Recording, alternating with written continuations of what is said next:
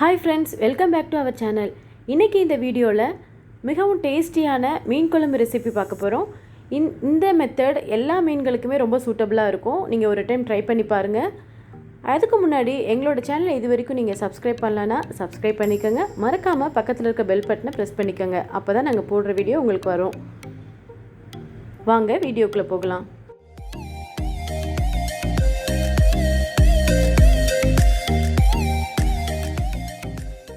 அந்த ஸ்கின்னெல்லாம் ரிமூவ் பண்ணிவிட்டு செஞ்சோன்னா அந்த குழம்பு ரொம்ப டேஸ்ட்டாக இருக்கும்.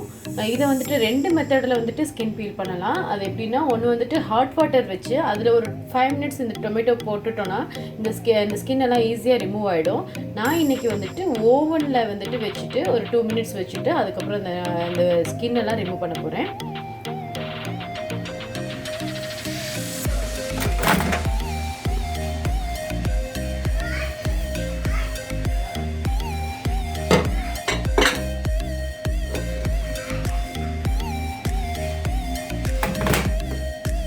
ஒரு 2 மினிட்ஸ் மட்டும் வச்சுக்கலாம்.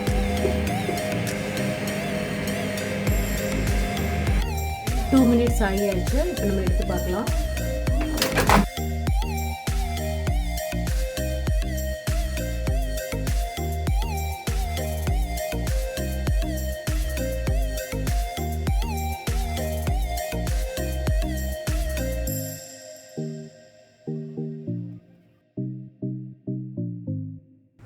மீன் குழம்பு பண்ணுறதுக்கு நான் ஒரு எலுமிச்சம்பழம் சைஸில் புளி எடுத்து முன்னாடி ஊற வச்சுருக்கேன்.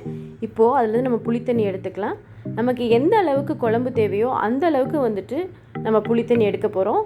ஏன்னா இன்பிட்வீன் நம்ம எந்த தண்ணியுமே ஆட் பண்ண போகிறதில்ல. ஸோ அதனால் எவ்வளோ தண்ணி தேவையோ அந்த அளவுக்கு நம்ம புளித்தண்ணி எடுக்க போகிறோம்.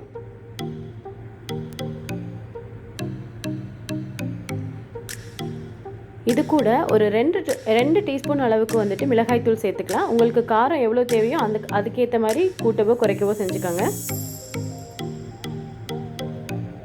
அது கூடவே ஒரு 3 டீஸ்பூன் அளவுக்கு மல்லித்தூள் சேர்த்துக்கலாம். மல்லித்தூள் நிறையா சேர்க்குறப்ப நமக்கு குழம்போட திக்னஸ் நிறையா கிடைக்கும். ஸோ வந்துட்டு உங்களுக்கு கொஞ்சம் குழம்பு அதிகமாக தேவைப்பட்டுச்சுன்னா கொஞ்சம் புளித்தண்ணி எக்ஸ்ட்ரா ஊற்றிட்டு கொஞ்சம் மிளகாத்தூள் மல்லித்தூள் சேர்த்துக்கோங்க. இது கூடவே ஒரு 1/4 டீஸ்பூன் அளவுக்கு மஞ்சள் தூள், 1/4 டீஸ்பூன் அளவுக்கு சீரகத்தூள், கொஞ்சமாக கல்லுப்பு எல்லாம் சேர்த்து கரைச்சி ஒரு டைம் டேஸ்ட் பண்ணிக்கலாம். ஏதாச்சும் காரம் உப்பு கம்மியாக இருந்துச்சுன்னா இந்த டைமில் திருப்பி ஆட் பண்ணிக்கலாம். நான் டேஸ்ட் பண்ணிட்டேன், உப்பு கம்மியாக இருந்துச்சு. ஸோ திரும்பி உப்பு ஆட் பண்ணியிருக்கேன்.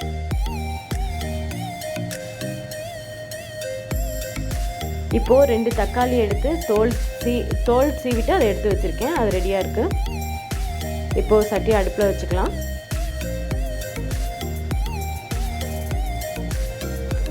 பாத்திரம் சூடானதும் அதில் நம்ம வந்துட்டு நல்லெண்ணெய் சேர்த்துருக்கோம். ஒரு 3 டீஸ்பூன் அளவுக்கு நல்லெண்ணெய் சேர்த்துருக்கேன்.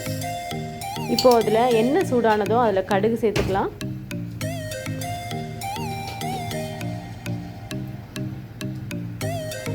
அது கூடவே ஒரு 1/4 டீஸ்பூன் அளவுக்கு சீரகம் சேர்த்துக்கலாம்.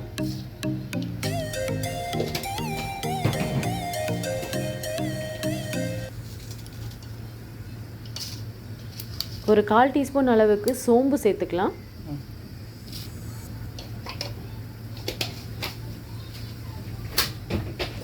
எல்லாம் சேர்ந்து நல்லா பொரிஞ்சு வரட்டும். இப்போது நான் ஒரு 2 மீடியம் சைஸு பெரிய வெங்காயம் எடுத்து கட் பண்ணி வச்சுருக்கேன். அதை இதோடு சேர்த்துக்கிறேன். உங்களுக்கு சின்ன வெங்காயம் இருந்துச்சுன்னா சின்ன வெங்காயம் சேர்த்துக்கலாம். ரொம்ப டேஸ்ட்டாகவே இருக்கும். நான் வந்துட்டு பெரிய வெங்காயம் மட்டும்தான் யூஸ் பண்ணியிருக்கேன். வெங்காயத்தை நல்லா வதக்கிக்கலாம். வதக்கிட்டு அது கூட ஒரு 10 பல் பூண்டு எடுத்து அந்த சின்ன சின்னதாக கட் பண்ணி வச்சுருக்கேன். அதையும் இது கூட சேர்த்துக்கலாம்.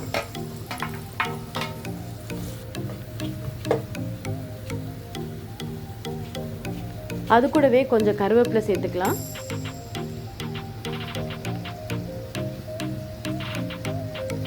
எல்லாம் சேர்த்து நல்லா வதக்கிக்கலாம்.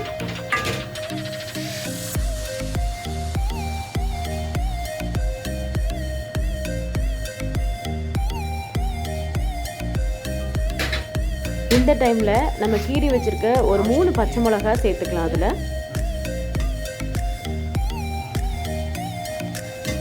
உங்கள் காரத்துக்கேற்ப சேர்த்துக்கோங்க. நான் ஒரு 3லேருந்து 4 அந்த மாதிரி சேர்த்துக்கலாம். நம்ம ஆல்ரெடி மிளகாத்தூள் வேறு ஆட் பண்ணியிருக்கோம். இதெல்லாமே சேர்த்து நல்லா வதக்கிக்கலாம். இப்போது நம்ம எடுத்து வச்சுருக்க அந்த தக்காளியை இதில் ஆட் பண்ணிக்கலாம். ஆட் பண்ணிவிட்டு இதை நல்லா மிக்ஸ் பண்ணிக்கலாம். மிக்ஸ் பண்ணிவிட்டு இந்த தக்காளி வெங்காயம் எல்லாம் நல்லா வதங்கி நல்லா வேகட்டும். ஒரு மூடி போட்டு மூடி வச்சுக்கலாம்.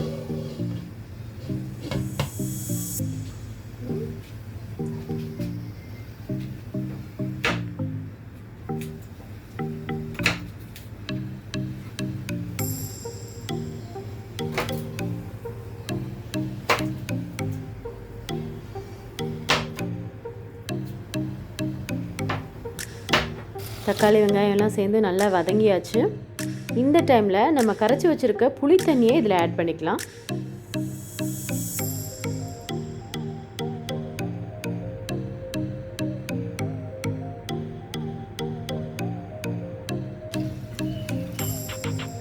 எல்லாமே சேர்த்து நல்லா மிக்ஸ் பண்ணிக்கலாம்.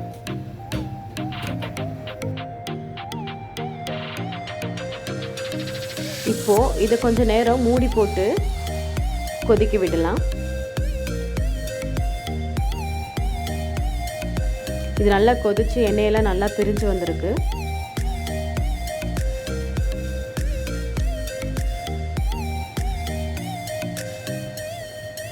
இந்த டைமில் நம்ம கழுவி எடுத்து வச்சிருக்க மீனை ஆட் பண்ணிக்கலாம்.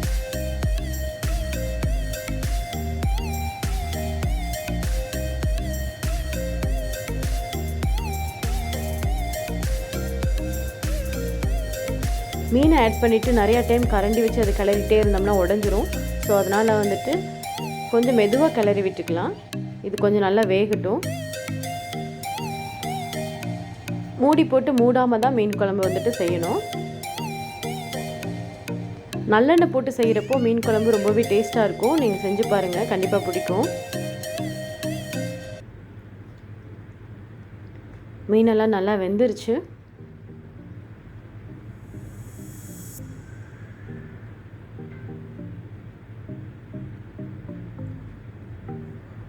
குழம்பு நமக்கு ரெடி ஆகியாச்சு. இப்போ நம்ம வந்துட்டு ஸ்டவ் ஆஃப் பண்ணிக்கலாம். பார்த்தீங்கன்னா கொஞ்சம் தண்ணியாக இருக்க மாதிரி இருக்கும். நம்ம சாப்பிட்றதுக்கு ஒரு 1 ஹவருக்கு முன்னாடி இந்த குழம்பு ரெடி பண்ணி வச்சுட்டு நம்ம திருப்பி 1 ஹவருக்கு அப்புறம் சாப்பிட்றப்போ அதுலேயே கொஞ்சம் குழம்பெல்லாம் கொஞ்சம் கெட்டியாயிடும். கண்டிப்பாக இந்த ரெசிபி நீங்கள் ட்ரை பண்ணி பாருங்கள், உங்களுக்கு ரொம்பவே பிடிக்கும். உங்களுக்கு பிடிச்சிருந்துச்சின்னா லைக் பண்ணுங்கள், கமெண்ட் பண்ணுங்கள்.